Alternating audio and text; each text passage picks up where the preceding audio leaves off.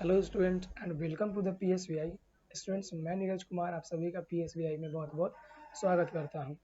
Students, आज की इस क्लास में हम लोग क्लास 8 का चैप्टर 5 हम लोग पढ़ रहे हैं, जिस चैप्टर का नाम हमारा क्या है। इस चैप्टर का हमारा नाम है कंबक्शन, फ्लेम एंड फ्यूल। ठीक है, कंबक्शन, फ्लेम एंड फ्यूल यानी कि ऊष्मा, ज्वाला और ईंधन के बारे में हम लोग पढ़ रहे हैं। ठीक है, तो इसमें दो टॉपिक हमारा ऑलरेडी निकल चुका है। आज हम लोग देखने वाले हैं इसका अभी जो दूसरा टॉपिक चल रहा था उसके द इग्निशन टेम्परेचर के बारे में। ठीक है, पिछले क्लास में हम लोग यहाँ तक देखा था कि इग्निशन टेम्परेचर क्या होता है। तो आइए इग्निशन टेम्परेचर क्या होता है एक बार और हम रिपीट करवा देते हैं।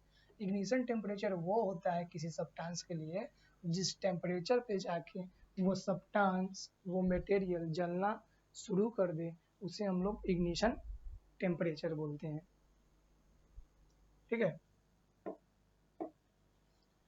The ignition temperature is not the same for every material. अब सभी मटेरियल के लिए इग्निशन टेम्परेचर जो होगा वो समान नहीं होगा। Material that have low lightning temperature, paper, dry lips, hay, match head, क्या है, ignite and burn at a quite low temperature. कहा जा रहा है कि जैसे कि पेपर में क्या हो जाएगा, जैसे कि कागज हो जाएगा। ठीक है, सूखी पत्ती हो जाएगी, सूखी पत्ती हो जाएगी, माचिस का जो तीली का जो हेड होता है वो हो जाएगा,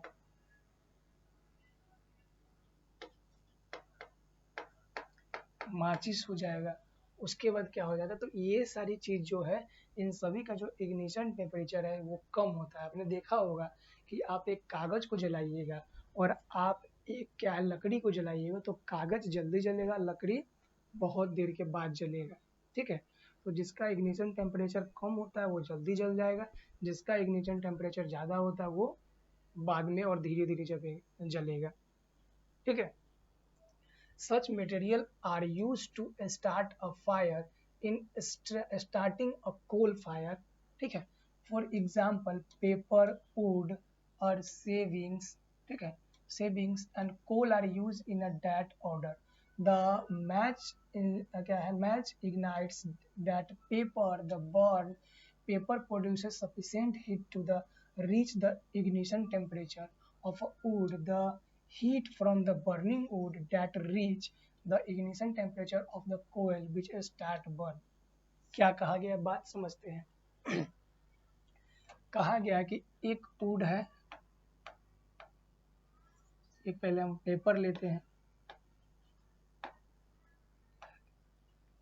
फिर क्या है,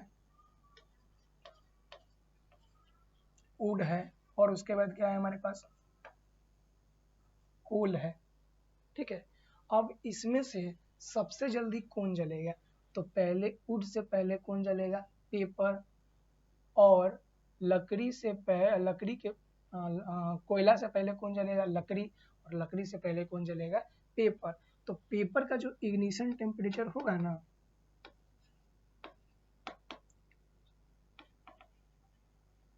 पेपर का जो इग्निशन टेम्परेचर होगा ना ये क्या होगा, लो होगा।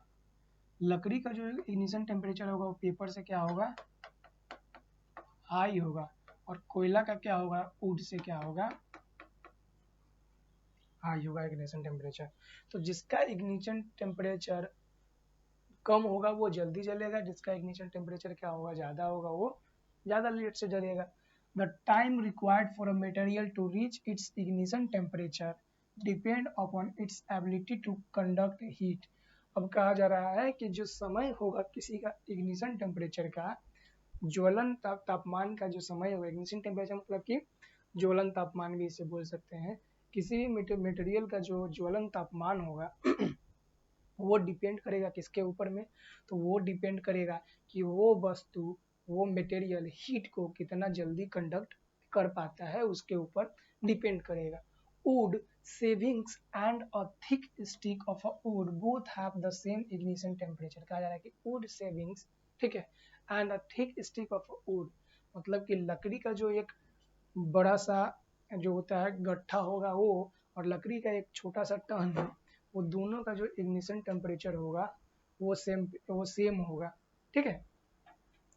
However, wood savings catch fire much more readily than the thick stick of a wood when a lighted match is applied। कहा जा रहा है क्या कि उसी पेड़ का, ठीक है, उसी पेड़ का एक टहनी जो होगा वो उस पेड़ का बहुत बड़ा मतलब डाली से जल्दी आग को कैसे क्या करेगा, कैच कर पाएगा, ठीक है। तो ये अप्लाई होता है किसके ऊपर, तो ये लकड़ी के जो छोटे से क्या होगा, टहनी होगा उसके ऊपर, वो क्या होगा, लकड़ी के जो बड़ा सा मोटा सा जो क्या होगा, उसका जो ब्रांचेस होगा उससे जल्दी आग उसमें पकड़ पाएगा। This is because a thick stick of a would conduct heat away from the burning match much better than do the wood settings. कहा गया है कि जब हम माचिस का एक तीली भी जो है वो भी किससे बना हुआ होता है, लकड़ी से बना हुआ होता है, लेकिन कि उसमें लकड़ी के एक बड़े से ब्रांच की अपेक्षा उसमें जल्दी से आग पकड़ लेता है लेकिन लकड़ी का एक बड़ा सा जो गट्ठर होता है उसमें लेट से आग पकड़ता है, ठीक है। However, wood savings catch fire much more readily than the thicker stick। अब हमें यहाँ पे ऑब्जर्व करना है क्या, apply the lightning match to the piece of a paper. अब क्या करना है, आपको माचिस का जो तीली होता है ना उसे पहले पेपर के ऊपर अप्लाई करेंगे, फिर लकड़ी के ऊपर अप्लाई करेंगे। हम लोग टेस्ट करेंगे कि जल्दी क्या होता है, किसका इग्निशन पॉइंट जो होगा वो लो होगा, ठीक है।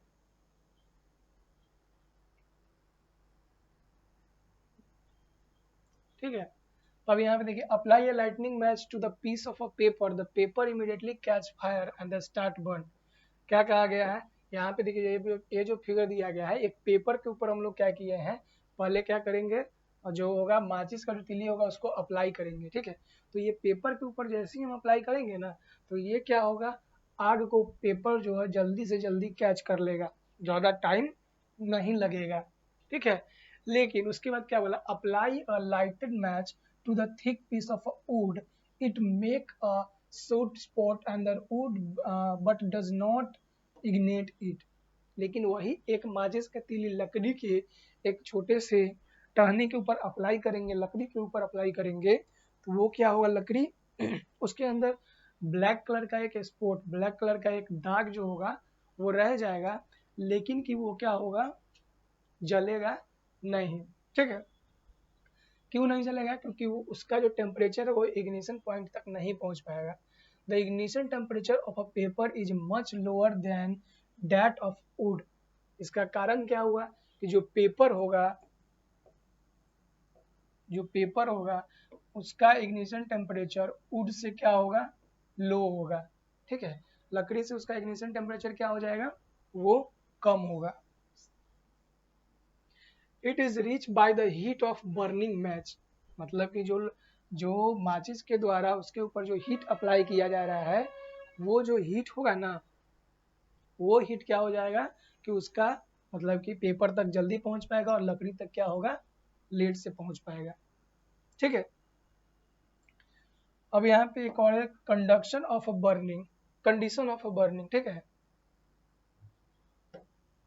मतलब कि किसी भी चीज को जलने के लिए क्या क्या दशाएं चाहिए, कंडीशन क्या क्या चाहिए, शर्तें क्या क्या चाहिए, उसके बारे में हम लोग को देखना है, ठीक है।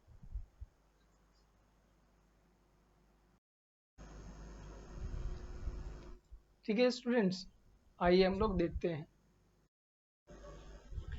तो हम लोग को अब देखना है कि कंडीशन फॉर बर्निंग, मतलब कि किसी भी पदार्थ को जलने के लिए क्या क्या चीजें, दशाएं होनी चाहिए, क्या क्या कंडीशन होनी चाहिए, ठीक है। आइए देखते हैं। There are 3 requirement for burning. किसी भी पदार्थ को जलने के लिए 3 रिक्वायरमेंट की आवश्यकता होती है। एक कम्बस्टाइबल मटेरियल, पहला क्या होगा, ए कम्बस्टाइबल मटेरियल, जो मटेरियल होना चाहिए वो कम्बस्टाइबल होना चाहिए, मतलब कि ज्वलनशील होना चाहिए। फिर free supply of air to provide oxygen and, ठीक है, मतलब कि जो एयर होगा उस एयर में ऑक्सीजन सप्लाई होना चाहिए, मतलब ऑक्सीजन की उपस्थिति होनी चाहिए। फिर टेम्परेचर एबव द इग्निशन और kindling point of the combustible material, ठीक है। तापमान होना चाहिए, तापमान कितना होना चाहिए, तापमान होना चाहिए कम्बस्टाइल मटेरियल के लिए, मतलब कि किसी भी कम्बस्टाइल जो होते हैं उस मटेरियल के लिए तापमान होना चाहिए। If any one of this is lacking, ordinary burning cannot take place। अब इस तीनों चीजों में से जैसे कि पहला क्या हो गया, पहला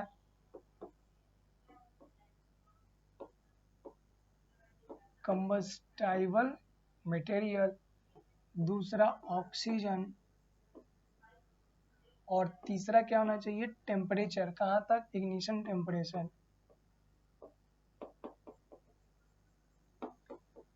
इग्निशन टेम्परेचर, ये तीनों होना चाहिए। अगर इस तीनों चीजों में से अगर किसी एक चीज की भी अगर कमी रही तो वो पदार्थ क्या होगा, जल नहीं पाएगा।